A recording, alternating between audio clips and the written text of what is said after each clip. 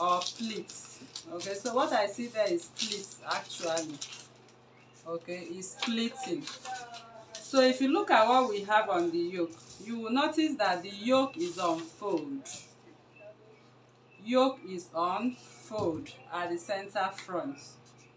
So that means whatever measurement you have here will be times by 2. Okay, so all these are on fold. So for you to achieve that yoke very beautifully, that ruffles, you have to measure what you have on your center front yoke line. I have 7 inches. So since it's on fold, it will be 14 inches. Okay, so 14 inches, you are going to times it by 2.5. Whatever figure it gives you will tell you the length of tool you are going to use. If you are using tool, it will tell you the length. If you are using lace, it will tell you the length. So if it is tool, the width is 3 inches. If it is lace, the width is 2 inches because you are going to sew. Okay, all right. So since you are also going to sew in your tool, it means your width is supposed to be 4 inches. So once you sew in 0.5, you return back to 1.5. So you are going to sew pleat in.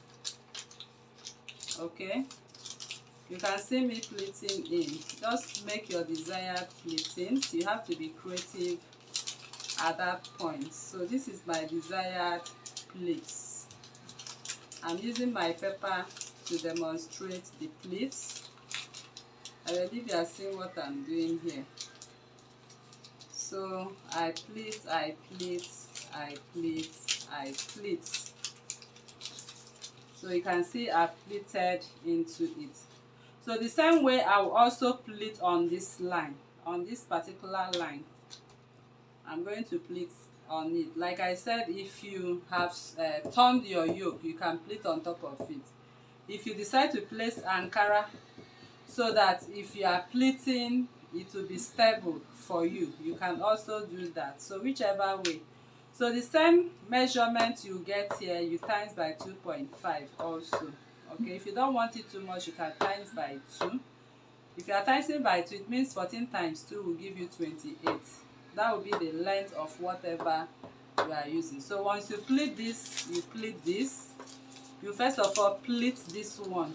Okay, you first of all pleat in this one, and then you pleat in this on top of it to cover it.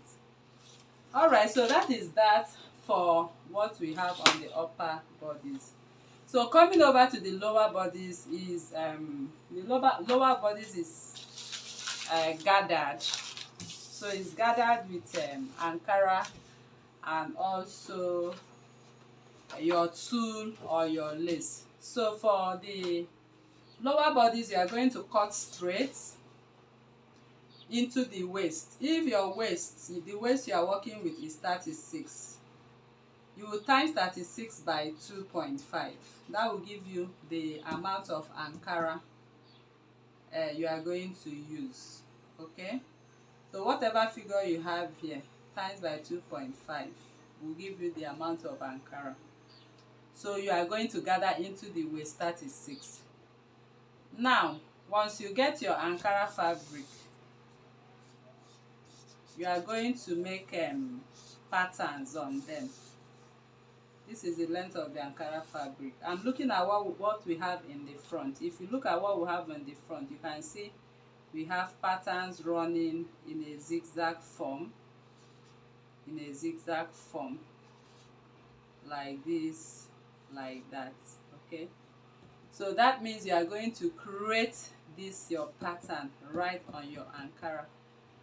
So once you cut your fabric, you will be making with your chalk line marks on the hem. The marks will go on the hem. Okay, so the length of from the waistline, this is the waistline, the desired length continues. Remember, the desired length continues.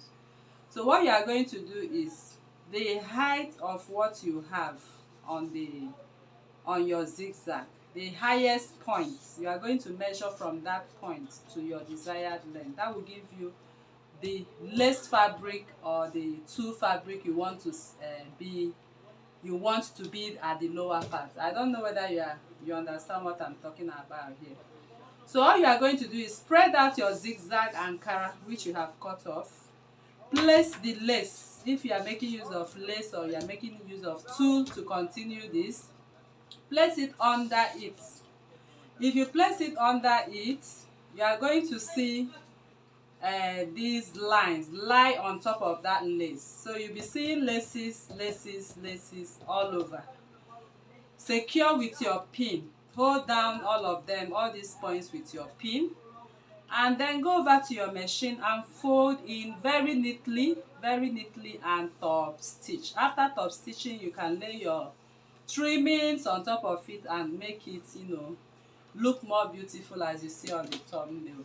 Okay, then you can turn the back of it and trim off or serge as you wish. So it's as simple as that, and I believe this explanation is helpful for those who are creative, and I believe you understood what I just did right now. So after you have finished this, then you can now go to your machine and gather whatever thing you have, attach to the lace, sew your zip and close up the lower piece, and your beautiful gown is ready. Alright, so that is how we'll come to the end of this tutorial. I believe you learned a lot once again in this tutorial. So if you are new to this channel, please kindly subscribe, turn on your notification bell to receive videos like this every day. Like this video, share to family and friends, drop a comment on the comment section and your suggestions as well. Thank you for coming, and see you in the next one. Bye.